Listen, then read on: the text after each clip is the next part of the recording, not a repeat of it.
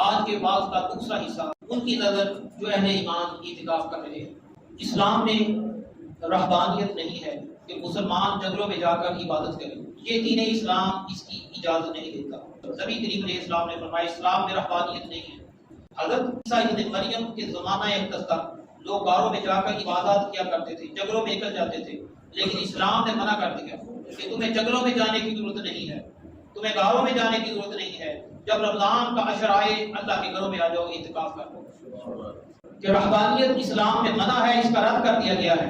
اب اسلام میں جو عبادت ہے وہ اعتکاف کی صورت میں ہے کہ جب رمضان مبارک کا آخری عشر آئے، سنت اعتکاف یہ ہے کہ آپ پورا مہینہ بھی بیٹھ سکتے ہیں۔ نبی پاک علیہ الصلوۃ والسلام پورا مہینہ کے لیے بھی مسجد میں بیٹھے، آپ ایک مہینے کا اعتکاف کر سکتے ہیں، 20 دن کا کر سکتے ہیں، 10 دن کا کر سکتے ہیں۔ میں نے کم از کم آپ 10 دن آخری عشرہ کے لیے دعائیں یہ سنت اعتکاف کا حصہ بن جائیں، وہ اس کی جو بہاریں ہیں وہ لوٹتے چلے جائیں۔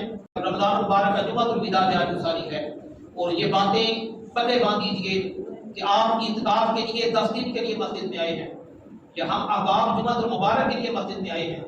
فقط انسان آ کر کچھ بھی نہ کرے، بیٹھ جائے، جتنے سانس کو خود بخود لیتا ہے چلتے ہیں، اللہ تعالیٰ ہر سانس پر نیکی دینے کے لیے دیتا ہے۔ جتنے سانس انسان اللہ کے گھر میں لیتا ہے اتنی نیکیاں اللہ تعالیٰ اس کو عطا فرما دیتا ہے۔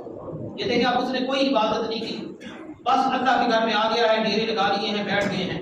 تو اعتکاف کرنے والوں اعتکاف کا مقصد یہ ہے کہ اللہ تعالیٰ کو راضی کرنا ہے۔ جن کاموں سے اللہ تعالیٰ راضی ہو جائے وہ کام کرنے ہیں، جو باہر کر کے آئے ہیں وہ باہر چھوڑ دیں، جو زندگی باہر گزار کر آئے ہیں اس کو الوداع کہہ دیں۔ آج یہاں بیٹھ کے توبہ کر کے جائیں، ایسی توبہ کر کے جائیں آپ کی زندگی کی سانس رک جائے، آپ کی زندگی کی مالا رک جائے، لیکن آپ کی توبہ باقی رہ جائے۔ وجہ یہ ہے کہ اللہ تعالیٰ فرماتا ہے دیکھو میرے بندوں نے توبہ کی ہے، کیسی توبہ کر کے جا رہے ہیں۔ تم دنیا میں ان کے ظاہر کو دیکھنے والے ہو، میں باطن کو دیکھنے والا ہوں۔ اللہ ان کے باطن کو دیکھتا ہے جو توبہ کر کے جاتے ہیں، جو اخلاص کے ساتھ اللہ کے حضور جھک جاتے ہیں۔ تو یہ راتیں اللہ کے حضور سجدہ ریزی میں گزارنے والی ہیں۔ یہ لمحات زندگی میں بار بار نہیں آیا کرتے، یہ لمحات کو غنیمت سمجھتے ہوئے اللہ کے حضور جھک جائیں، اللہ کو راضی کر دیں، اللہ کے حضور اپنے گناہوں کا اقرار کر دیں۔ اقرار کرنے والا جب اقرار کر لیتا ہے باری تعالیٰ میں اپنے گناہوں کا اقرار کرتا ہوں، جو غلطیاں میں نے کی ہیں سب پاپ کیے ہیں، میں ان کا اقرار کرنے والا ہوں، اے کریم اللہ تو مجھے معاف فرما دے۔ یقین رکھیں، یقین کامل میرا اپنا یہ ہے، آپ کی آواز بعد میں نکلے گی، کرم پہلے ہو جائے گا۔ اگر زندگی میں تبدیلی چاہتے ہو تو اللہ کے حضور توبہ کر کے یہاں سے جاؤ، تاکہ گھر والے بھی دیکھیں، دنیا دار بھی دیکھیں اس بندے کے اندر تبدیلی پیدا ہو گئی، تو اس کا نام اعتکاف ہو۔ اگر یہ زندگی میں تبدیلی پیدا نہیں ہوتی، اعتکاف کا مقصد حاصل نہیں ہوگا۔ اگر یہاں سے آزاد ہو کے چاند رات میں نکل کے آپ نے بازاروں میں جانا ہے، نمازوں کی پرواہ نہیں کرنی، تو پھر جو اعتکاف سے پہلے کی حالت تھی وہی پہلی حالت واپس لوٹائی ہے۔ اس کا حقیقی مقصد آپ کو پورا نہیں ہوگا۔ حقیقی مقصد پانا چاہتے ہیں تو ایسی توبہ کر کے جائیں کہ اللہ تعالیٰ راضی ہو، اللہ کا رسول راضی۔ جب یہ ہو جائے گا پھر آپ کا مقصد اعتکاف پورا ہو جائے گا، پھر اللہ تعالیٰ کئی حج کئی عمروں کا ثواب آپ کو دے دے کہ میرے گھر کو آباد کرنے والوں، میں تو تمہاری دنیا کو بھی آباد کرنے کے لیے تیار ہوں، تمہاری قبر کو بھی آباد کرنے کے لیے تیار ہوں، تمہاری حشر کو بھی آباد کرنے کے لیے، لیکن شرط یہ ہے آبادی والے کام کرو، شرط یہ ہے مجھ کو راضی کرنے والے کام کرو۔ جب آپ اللہ تعالیٰ کے حضور آ ہی گئے ہیں، اعتکاف کر ہی لیا ہے، تو اب وقت کو غنیمت سمجھتے ہوئے یہ چند دن رہ گئے ہیں، یہ گزر جائیں گے۔ یقین کریں گنتی کے دن تھے ایام، کیسے رمضان آیا، رحمتوں والا مہینہ آیا، آہستہ آہستہ وہ ہمارا مہمان وہ ہم سے رخصت ہوتا جا رہا ہے۔ تو کوئی امیر ہو غریب ہو سب کے گھر میں رمضان آتا ہے۔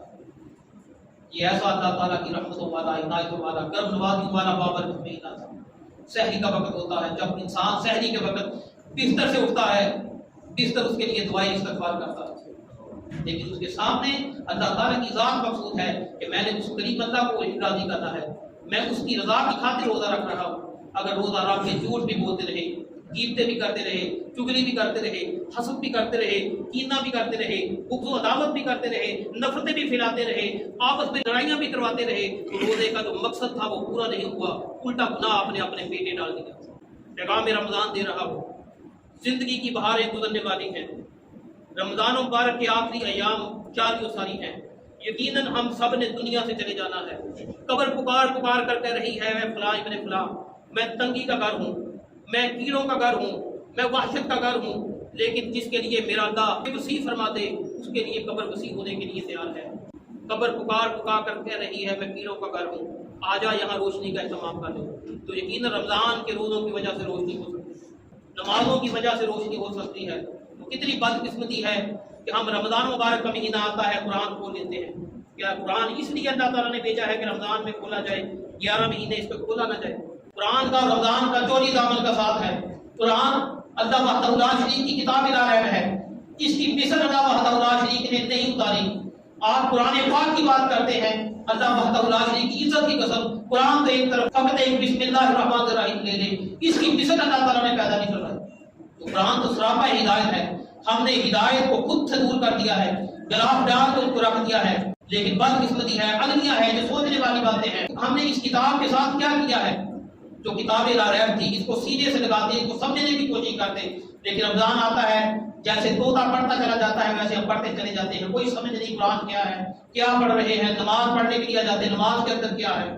تو یقیناً پیغام دے رہا ہو، جہاں اپنی زندگی کی بہاریں گزارنی ہے قرآن کے مطابق گزاریں، قرآن پر عمل کریں۔ میں قرآن کے قریب لوگوں کو کرنے والا ہوں، نبی پاک علیہ الصلوۃ والسلام کی احادیث سے جوڑنے والا ہوں۔ اور دیکھیں لیلۃ القدر قریب ہے، جسے 27 رمضان مبارک کہا جاتا ہے۔ لیلۃ القدر سے پہلے اگر کسی کا والدین اس سے ناراض ہے، ہاتھ جوڑ کر معافی مانگ لے، صلح کر لے۔ جس کا والدین اس سے راضی ہو گیا، اللہ وحدہ لا شریک کی عزت کی قسم، اس کی ساری زندگی کی لیلۃ القدر قبول ہے۔ جس نے رشتہ داروں سے منہ موڑ رکھا ہے، تعلق توڑ رکھا ہے، تاکہ رضا کی خاطر معافی مانگ کے صلح کر، لیلۃ القدر آپ کی قبول ہے۔ جس کے بارے میں کینہ رکھتے ہیں، بغض رکھتے ہیں، عداوت رکھتے ہیں، ان سے معافی مانگ لیں، اللہ کی رضا کی خاطر مجھے معاف کر دے، میں نے ساری زندگی تیرے خلاف کینہ رکھا ہے، لیلۃ القدر آپ کی قبول ہے۔ جس نے تعلق توڑا ہے، تعلق کو جوڑ لے، رب تعالیٰ آپ کو جوڑ دے گا۔ جس نے والدین کی نافرمانیاں کی ہیں، والدین کو راضی کر دے، آپ کے سارے رمضان کے روزے قابل قبول ہیں، ساری نمازیں آپ کی قابل قبول ہیں۔ اگر یہ چیز حاصل نہیں کی، یقین کریں لیلۃ القدر میں آ جائیں، فقط مسجد میں آنے سے حاضری ہوگی، لیکن جو مقصود رمضان ہے، مقصود لیلۃ القدر ہے، وہ حاصل نہیں ہوگا۔ وقت سب سے بڑا استاد ہوتا ہے، یہ بات قدے باندھنے سے کسی نے مجھ سے سوال کیا آپ کا استاد کون ہے؟ میں نے کہا وقت سب سے بڑا استاد ہے، جو سکھا دیتا ہے وہ بندہ بولتا نہیں ہے۔ تو وقت کی قدر کریں۔ یہ رمضان المبارک کے بقیہ جتنے ایام رہ گئے ہیں اس میں نمازوں کا اہتمام کر لیں، تلاوت قرآن کا اہتمام کر لیں، اپنے والدین کو راضی کر لیں۔ لیکن بدقسمتی یہ ہے آج ہماری اولاد موبائل پر بیٹھے بیٹھے 4 گھنٹے بیٹھی رہتی ہے، پانی بھی نہیں اٹھ کر پیتی، لیکن جب والدین کہتے ہیں نماز کا وقت ہو چکا ہے، وہ کہتے ہیں ہمیں تو نیند آ چکی ہے۔ تو یہ بدقسمتی ہے، یہ المیہ ہے۔ آئیں ایک عہد کر کے یہاں سے جائیں کہ جتنی بقیہ زندگی ہے یہ رمضان اس کی قدر جتنی کر سکے کر لی، جو باقی ہے اللہ تعالیٰ ہمیں کرنے کی توفیق نصیب فرمائے، اور آئندہ زندگی میں ہمارے بہاریں ہی بہاریں ہو جائیں۔ وما علیہ الا البلاغ۔